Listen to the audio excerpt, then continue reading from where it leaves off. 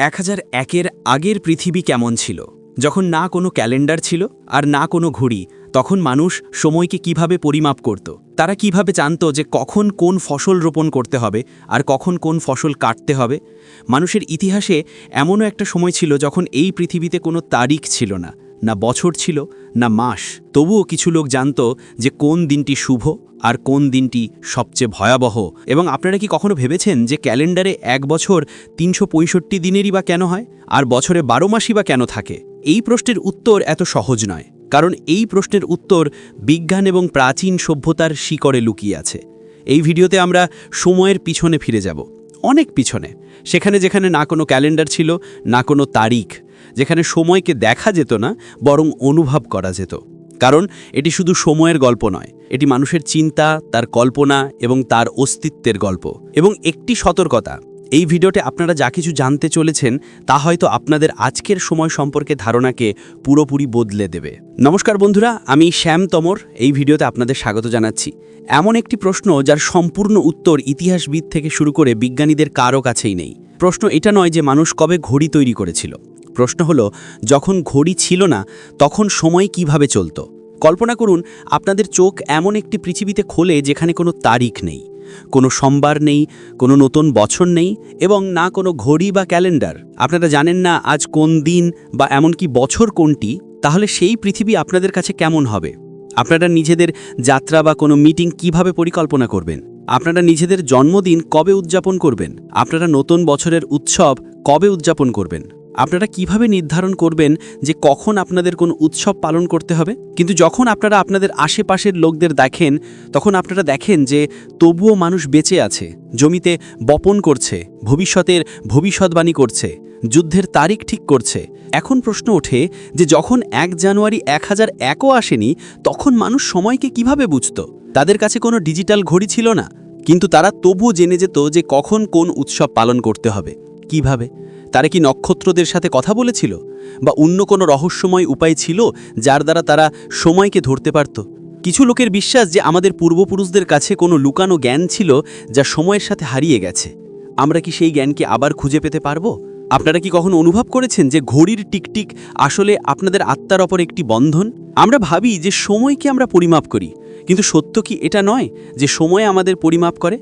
আমরা মনে করি যে সময়ের শুরু 1 জানুয়ারি 1001 থেকে হয়েছিল, কিন্তু সেটা শুধু সেই মুহূর্ত ছিল যখন মানুষেরা তাকে বাঁধার চেষ্টা করেছিল। আসলে সময় তার অনেক আগে শ্বাস নিয়েছিল, কিন্তু তার ভাষা কেউ জানত না। হাজার হাজার বছর আগে যখন মানুষ আকাশের দিকে দেখত, তখন তারা কিছু পরিবর্তন অনুভব করত। যেমন রাতে চাঁদের প্রতিদিন ছোট বা বড় হওয়া, দিনের বেলায় সূর্যের একদিক থেকে উঠে অন্যদিকে অস্ত যাওয়া, রাতে নক্ষত্রদের অবস্থার পরিবর্তন। আকাশে ঘটা এই পরিবর্তনগুলো অন্য কিছু নয়, বরং সময়ের উপলব্ধি ছিল। এমন প্রথমবারের মতো হয়েছিল যখন সেই লোকেরা সময়কে চিনতে এবং তাকে জানতে চেষ্টা করেছিল। কিন্তু প্রশ্ন ছিল যে তারা এই সময়কে কিভাবে বাঁধবে। এখন তাদের এমন কোনো উপায় দরকার ছিল যার দ্বারা তারা এই সময়কে ছুঁতে পারে, তাকে স্থির করতে পারে এবং তার অনুসারে চলতে পারে। আর এখান থেকে শুরু হলো মানুষের প্রথম টাইম মেশিনের, যাকে আজ আমরা ঘড়ি বলে চিনি। সেটি কোনো ধাতুর ঘড়ি ছিল না, না কোনো কম্পাস, সেগুলো ছিল কেবল পাথর। আপনারা ভাবছেন পাথর কিভাবে সময়কে পরিমাপ করতে পারে, কিন্তু এর উত্তর আরও অদ্ভুত। প্রাচীন সভ্যতাগুলো এমন বিশাল পাথর দাঁড় করিয়েছিল যা কোনো দিকে নয়, বরং সূর্যের ছায়ার হিসেবে লাগানো হয়েছিল। প্রতিদিন সূর্য আলাদা কোণ থেকে উঠত, এবং যেমন যেমন দিন কাটত, পাথরের ছায়াও বদলে যেত। কিন্তু বছরের একটি বিশেষ দিনে সেই ছায়া ঠিক সেই বিন্দুতে পড়ত যেখানে হাজার হাজার কিলোর সে পাথরগুলো রাখা হয়েছিল। আপনারা এটাকে কি বলবেন? একটি কাকতালীয় ঘটনা, নাকি কোনো রহস্যের চাবি? ব্রিটেনের স্টোনহেঞ্জ পৃথিবীর সবচেয়ে বিখ্যাত প্রাচীন ক্যালেন্ডার, যার দ্বারা তারা সময়কে পরিমাপ করার চেষ্টা করেছিল। ব্রিটেনের একটি খোলা মাঠে দাঁড়িয়ে আছে বিশাল পাথর, যা একটি গোল বৃত্ত তৈরি করেছে। এবং সেই পাথরগুলো শুধু এমনিই রাখা হয়নি, বরং সেগুলো খুব ভেবে চিনতে রাখা হয়েছিল। প্রতি বছর 21 জুন সূর্য ঠিক সেই পাথরগুলোর মাঝখান থেকে ওঠে এবং 21 ডিসেম্বর সেখানেই ডুবে যায়। এটাই ছিল তাদের ঋতু এবং সময় পরিমাপ করার উপায়। কোনো ঘড়ি নেই, কোনো ক্যালেন্ডার নেই, শুধু সূর্য আর পাথর। 2022 সালের একটি গবেষণা অনুসারে স্টোনহেঞ্জে লাগানো বড় পাথরগুলো সম্ভবত বছরে 365 দিনকে নির্দেশ করে, ঠিক একদম আমাদের আজকের ক্যালেন্ডারের মতো। এতে প্রতিটি পাথর একটি দিন বা সপ্তাহকে নির্দেশ করে। হয়তো এই পাথরগুলোই তাদের জন্য সময় বলে দেওয়ার প্রহরী ছিল। তো পরের বার যখন আপনারা স্টোনহেঞ্জের শোভে দেখবেন, তখন তাকে কেবল পাথরের কাঠামো মনে করবেন না। এটি একটি প্রাচীন বৈজ্ঞানিক অলৌকিকতা ছিল, এক অদ্ভুত ক্যালেন্ডার যা সময়কে পাথরে বন্দী করত। কিন্তু আপনারা কি জানেন যে ভারতেও এমন অনেক স্থান আছে যেখানে সূর্যের সাথে যুক্ত গণিত হাজার হাজার বছর আগে ব্যবহার করা হয়েছিল? ভারতে মন্দির কেবল পূজার স্থান ছিল না, বরং তারা ছিল সময়ের কেন্দ্র।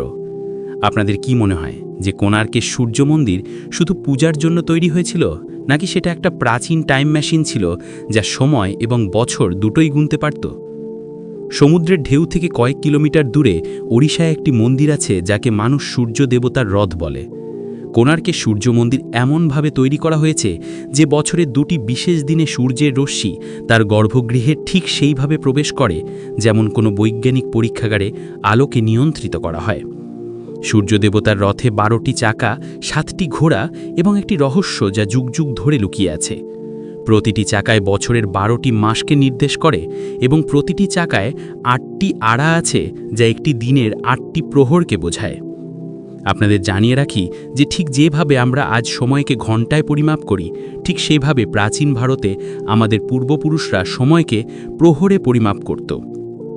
এখন একটি দারুণ কথা শুনুন। এই চাকাগুলোর ওপর সূর্যের ছায়া পড়ে এবং এর দ্বারা দিনের সময় পরিমাপ করা যেতে পারে। যে সময় পৃথিবী ঘড়ি তৈরি করতেও জানত না, সেই সময় আমাদের পূর্বপুরুষরা পাথর দিয়ে সময়কে পড়ছিলেন।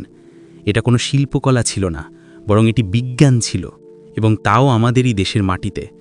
এটি শুধু শিল্পকলা ছিল না, এটি টাইম ইঞ্জিনিয়ারিং ছিল। কল্পনা করুন যে আপনারা 5000 বছর আগের কোনো উপজাতির মধ্যে আছেন। আপনারা যুবক এবং আপনাদের বলা হয়েছে যে যেই সূর্যের ছায়া সেই তৃতীয় পাথরটিকে স্পর্শ করবে, তখনই পরে ঋতু শুরু হবে। কোনো ঘড়ি নেই, কোনো মোবাইল অ্যালার্ট নেই, কেবল একটি ছায়া, এবং তার ওপর আপনাদের পুরো সভ্যতার ভবিষ্যৎ নির্ভর করে। এখন প্রশ্ন আসে যে প্রাচীন সময়ে পাথরও সময়ের ভাষা বলতো, কিন্তু সেই ভাষা কি আজও জীবিত আছে, নাকি আমরা সেই জ্ঞানকে হারিয়ে ফেলেছি এবং এখন আমরা শুধু যন্ত্রের ওপরই ভরসা করতে শুরু করেছি? যখন প্রাচীন মানুষ প্রথম আকাশের দিকে তাকালো, তখন সে অনুভব করল যে কিছু একটা আছে যা প্রতিদিন বদলায়। প্রতি রাতে চাঁদ একটি নতুন রূপ ধারণ করত, একটি সরু রেখা থেকে শুরু করে একটি উজ্জ্বল গোলাকার রূপ পর্যন্ত, এবং তারপর ধীরে ধীরে মিলিয়ে যেত। এই পরিবর্তন কেবল সৌন্দর্য ছিল না, এটি ছিল সময়ের প্রথম সংকেত। হাজার হাজার বছর আগে, যখন না তো ঘড়ি ছিল আর না তারিখ, তখন মানুষেরা চাঁদকে সময় পরিমাপের যন্ত্র হিসাবে গ্রহণ করল। চাঁদের 29 দিনের একটি সম্পূর্ণ চক্র, অমাবস্যা থেকে পূর্ণিমা এবং তারপর পূর্ণিমা থেকে অমাবস্যা। এটাই হলো পৃথিবীর প্রথম ক্যালেন্ডার, যাকে লুনার ক্যালেন্ডার বলা হয়। ভারতে পঞ্জিকা পদ্ধতিতে তিথি এবং পক্ষ এর মতো ধারণাগুলো চন্দ্রের গতির সাথে যুক্ত ছিল। এই ক্যালেন্ডার কেবল সময়ের পরিমাপ ছিল না, এটি ছিল সামাজিক, ধর্মীয় এবং কৃষি জীবনের ভিত্তি হয়ে উঠল। উৎসব, ব্রত, বিবাহ সব কিছু চাঁদের অনুসারে নির্ধারিত হতো। কিন্তু চাঁদ ছাড়াও আরও একটি মহাজাগতিক শক্তি সময়কে নির্দেশ করছিল, সূর্য। সূর্যের একটি চক্র প্রায় 365 দিন লম্বা হয়। সেটা স্থির ছিল, নিখুঁত ছিল। এই কারণেই মিশর এবং রোমান সভ্যতা সৌর ক্যালেন্ডার গ্রহণ করেছিল। এখন প্রশ্ন ওঠে যে একদিকে চাঁদ ছিল যা 29 দিনে তার একটি চক্র পুরো করছিল, অন্যদিকে সূর্য ছিল যার আলাদা আলাদা ঋতুর একটি চক্র পুরো করতে প্রায় 365 দিন লাগছিল। তাহলে এমন পরিস্থিতিতে কোন ক্যালেন্ডার বেশি প্রাকৃতিক ছিল? কিন্তু ভারত উভয়ের মধ্যে ভারসাম্য তৈরি করল। চন্দ্র এবং সৌর দুটোকে মিলিয়ে একটি ক্যালেন্ডার তৈরি করা হলো, যাকে লুনার সৌর ক্যালেন্ডার বলা হয়। এবং এই ক্যালেন্ডারে প্রতি 32 সমস্ত 1-2 মাসে একটি অধিমাস যোগ করা হয়, অর্থাৎ একটি মাস আলাদাভাবে যোগ করা হয়, যাতে চন্দ্র বছর সৌর বছরের সাথে মিলে যেতে পারে। এটি বোঝার জন্য প্রাচীন বিদ্বানরা মহাজাগতিক গণনার ব্যবহার করতেন। আজকের সময়ে বৈশ্বিক বাণিজ্য এবং প্রযুক্তির জন্য সূর্যের উপর ভিত্তি করে তৈরি ক্যালেন্ডার জরুরি, কিন্তু আমাদের আত্মা এবং সংস্কৃতি আজও চাঁদের দিকে ঝুঁকে আছে। এই জন্যই হোলি, দীপাবলি সব উৎসব আজও চন্দ্রতিথি দ্বারা নির্ধারিত হয়। যখন পশ্চিমা সভ্যতাগুলো বছর, মাস এবং তারিখ নিয়ে সংগ্রাম করছিল, তখন ভারতের ঋষিরা সময়কে যুগে পরিমাপ করছিলেন। তারা জানতেন যে সময় কেবল একটি রেখা নয়, বরং একটি চক্র, এবং এই চক্রকে বোঝার জন্যই তারা সৃষ্টি করেছিলেন বেদাঙ্গ জ্যোতিষ। এটা শুধু একটি জ্যোতিষ গ্রন্থ ছিল না, বরং এটি ছিল সময়ের বৈজ্ঞানিক ব্যাখ্যা। এতে পৃথিবীর গতি, সূর্যের অবস্থান, চাঁদের কলা, গ্রহের চালনা সব কিছু যোগ করে একটি জটিল কিন্তু নিখুঁত প্রণালী তৈরি করা হয়েছিল। এই ঘটনাগুলো এত নিখুঁত ছিল যে আধুনিক বিজ্ঞানও পরে এগুলো যাচাই করেছিল। প্রাচীন ভারতের ঋষিরা সময়কে শুধু মুহূর্ত মনে করেননি, তারা তাকে শক্তির প্রবাহ বুঝেছিলেন। আজ যখন আমরা ঘড়ির দিকে দেখি তখন আমরা একটি সংখ্যা দেখি, কিন্তু যখন তারা আকাশের দিকে দেখতেন তখন তাদের একটি চক্র দেখা যেত, যা জীবন, মৃত্যু এবং পুনর্জন্মের ছন্দকে নির্দেশ করত। আজকের সময় প্রতি বছর শুরু হয় একটি আতশবাজির সাথে। 1 জানুয়ারিতে আমরা উৎসব করি, গণনা করি এবং মনে করি যে সময় একটি নতুন চক্র শুরু করেছে, যাকে আমরা নতুন বছরের শুরু বলি। কিন্তু আপনারা কি কখনো এটা ভেবেছেন যে এই তারিখটা আসলে এলো কোথা থেকে? আসলে 46 খ্রিস্টপূর্বাব্দে, অর্থাৎ 1 জানুয়ারি সাল 001 থেকে 46 বছর আগে জুলিয়াস সিজার দেখলেন যে রোমান ক্যালেন্ডার অরাজকতায় ছিল। চাষের সময়গুলো এলোমেলো হয়ে যাচ্ছিল, ধর্মীয় অনুষ্ঠানগুলো বিঘ্নিত হচ্ছিল। এই সমস্যা সমাধানের জন্য তিনি একটি নতুন ক্যালেন্ডার পেশ করলেন, যার নাম ছিল জুলিয়ান ক্যালেন্ডার। এতে 365 দিন এবং প্রতি 4 বছর একটি লিপ ইয়ার যোগ করা হলো।